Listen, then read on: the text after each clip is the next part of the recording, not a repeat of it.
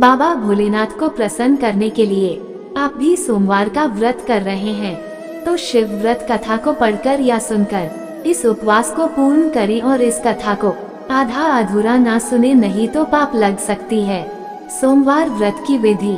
नारद पुराण के अनुसार सोमवार व्रत में व्यक्ति को प्रातः स्नान करके शिव जी को जल और बेल पत्र चढ़ाना चाहिए तथा शिव गौरी की पूजा करनी चाहिए। शिव पूजन के बाद सोमवार व्रत कथा सुननी चाहिए। इसके बाद केवल एक समय ही भोजन करना चाहिए।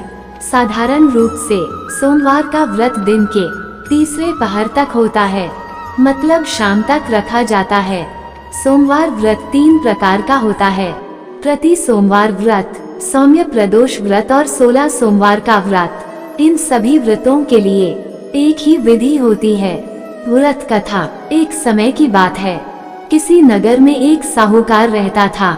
उसके घर में धन की कोई कमी नहीं थी, लेकिन उसकी कोई संतान नहीं थी।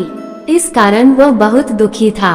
पुत्र प्राप्ति के लिए वह प्रत्येक सोमवार व्रत रखता था और पूरी श्रद्धा के साथ शिव मंदिर जाकर भगवान शिव और पार्वती जी की पूजा करता था। उसकी भक्ति देखकर एक दिन मां पार्वती प्रसन्न हो गईं और भगवान शिव से उस साहूकार की मनोकामना पूर्ण करने का आग्रह किया। पार्वती जी की इच्छा सुनकर भगवान शिव ने कहा कि हे पार्वती, इस संसार में हर प्राणी को उसके कर्मों का फल मिलता है और जिसके भाग्य में जो हो उसे भोगना ही पड़ता है।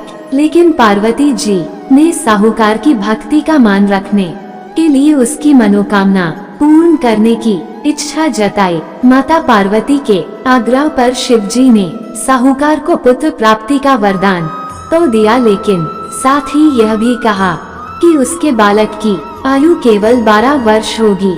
माता पार्वती और भगवान शिव की बातचीत को साहूकार सुन रहा था। उसे ना तो इस बात की खुशी थी और ना ही दुख। वह पहले की भांति शिव जी की पूजा करता रहा। कुछ समय के बाद साहूकार के घर में एक पुत्र का जन्म हुआ। जब वह बालक 11 वर्ष का हुआ तो उसे पढ़ने के लिए काशी भेज दिया गया। साहूकार ने पुत्र के मामा को बुलाकर उसे बहुत सारा धन दिया और कहा कि तुम इस बालक को काशी विद्या प्राप्ति के लिए ले जाओ और मार्ग में यज्ञ कराना। जहाँ भी यज्ञ कराओ वहाँ ब्राह्मणों को भोजन कराते और दक्षिणा देते हुए जाना। मामा भांजे इसी तरह यज्ञ कराते और ब्राह्मणों को दान दक्षिणा देते काशी की ओर चल पड़े। रात में एक नगर पड़ा जहाँ नगर के राजा की कन्या का विवाह था, लेकिन जिस राजकुमार से उसका विवाह होने वाला था वो एक आंख से काना था।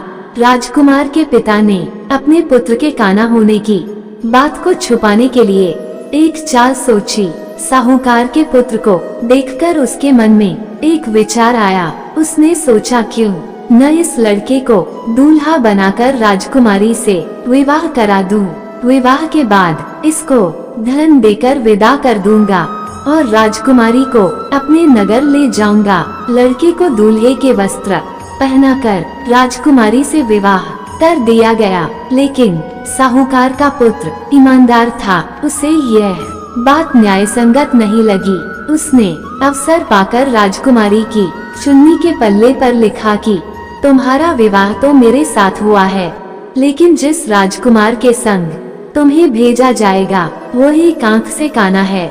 मैं तो काशी पढ़ने जा रहा हूँ। जब राजकुमारी ने चुन्नी पर लिखी बातें पढ़ी तो उसने अपने माता पिता को ये बात बताई। राजा ने अपनी पुत्री को विदा नहीं किया, जिससे बारात वापस चली गई।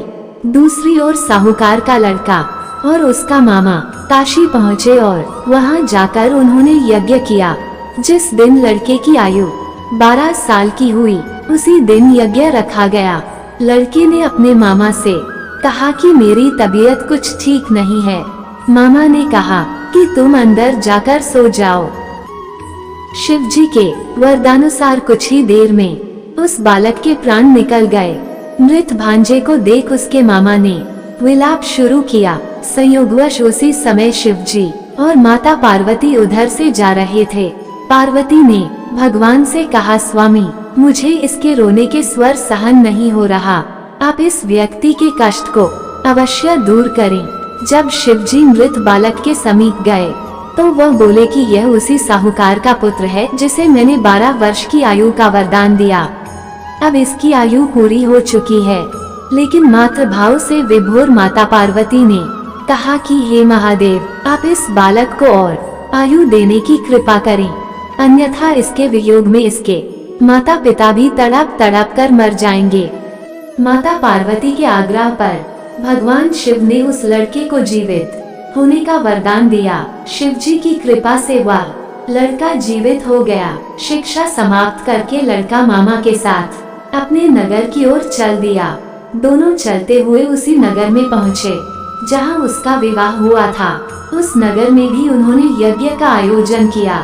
उस लड़के के ससुर ने उसे पहचान लिया और महल में ले जाकर उसकी खातिरदारी की और अपनी पुत्री को विदा किया। इधर साहूकार और उसकी पत्नी भूखे प्यासे रहकर बेटे की प्रतीक्षा कर रहे थे।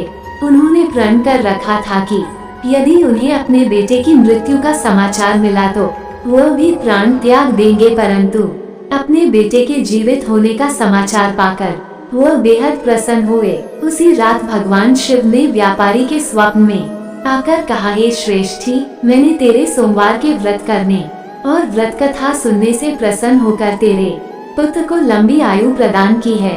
इसी प्रकार जो कोई सोमवार व्रत करता है, यह कथा सुनता और पढ़ता है, उसके सभी दुख दूर होते हैं और समस्त मनोकामनाएं पूर्ण होती हैं। वीडियो अच्छी लगी तो चैनल को सब्सक्राइब करें, कमेंट में हर हर महादेव लिखे। धन्यवाद।